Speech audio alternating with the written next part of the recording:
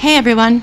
Welcome to your very first episode of Too Pretty to Be Depressed. I'm Michaela, your host, mom, influencer, self-care enthusiast, and today your guide through some serious family drama. We're going to dive into the messy, chaotic, and downright unbelievable story about how I found out I had multiple siblings, one in my very high school, that I had no idea about. Oh, and why I'm breaking the family curse that my dad left behind. Buckle up. It's going to be a wild ride. My mom was a badass raising me mostly on her own, but let's just say life wasn't always peaceful. With two much older half-siblings from her previous marriage and all the fighting, I learned early on that family can be, how you say, complicated.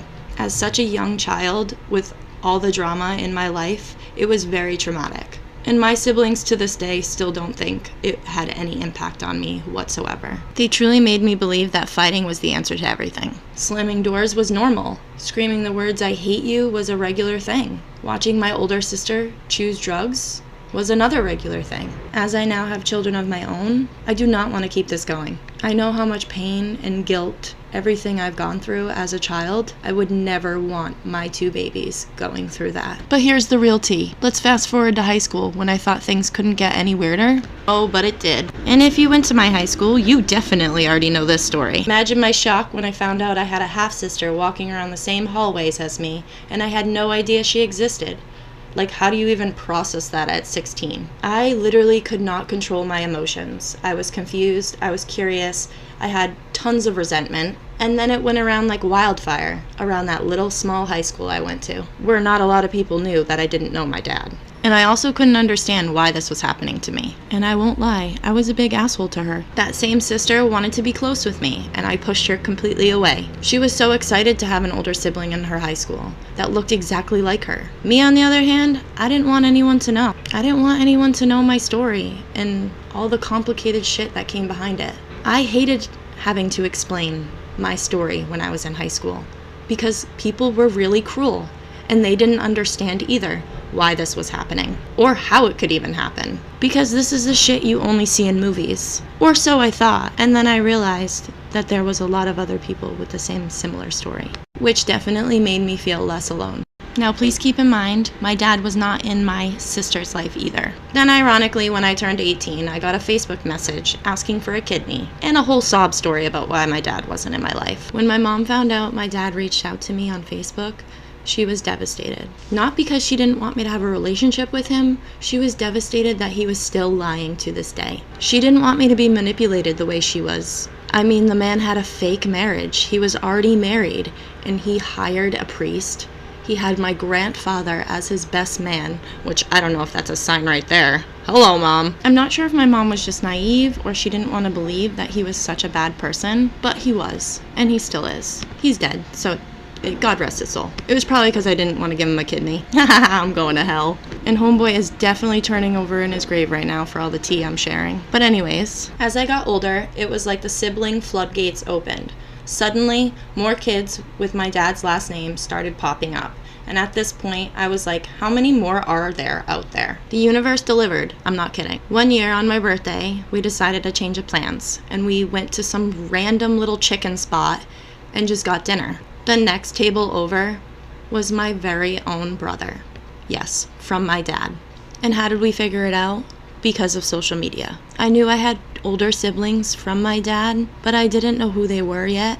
I only knew that they had social media, and I only had their names. But the universe delivered, and they put us in the same spot at the same time. Even if our dad didn't want us in his life, the universe clearly wanted us all to figure this out together. The more I learned about him, the more I saw this pattern of relationships, lies, and abandoned kids.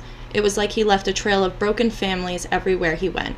And that's when I decided I wasn't going to be another branch on this dysfunctional family tree. It really does stop with me. Growing up like that has taught me what I didn't want for my life. I didn't want the fighting, the broken trust, or the constant cycle of pain. And more than anything, I didn't want my kids to inherit any of that.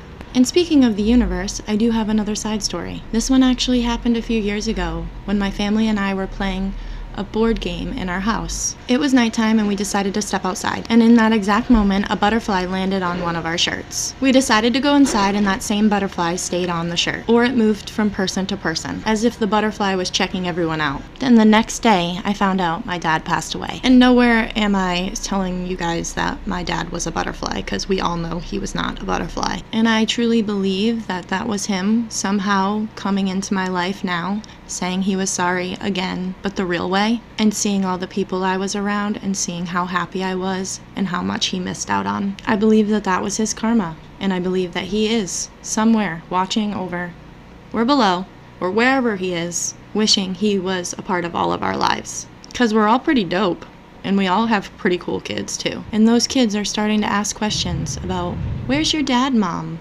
What happened to him? Why isn't he around? And this is the painful part of life where we have to have these hard conversations. The conversations I avoided my whole life because they were uncomfortable. But my kids deserve the truth. I'm teaching my kids that we don't beg to sit at a table with anyone. We create our own with people that truly love us for who we are. Family does not have to be blood, and you do not need to stick around people that make you feel bad about yourself, even if they are, family. Every day I'm taking steps to heal and rewrite my family story by prioritizing therapy, practicing self-care and self-awareness, and setting boundaries, even with family members. I've learned that even the smallest steps to taking care of yourself, like brushing your teeth or washing your face, will change your life. And yeah, that does sound corny, but trust me, if you do this for at least 60 to 90 days, you'll see a lot of your life change. Buy something that will help your mental health, a cold plunge, a new book, anything. When you start incorporating these changes into your life, I promise you,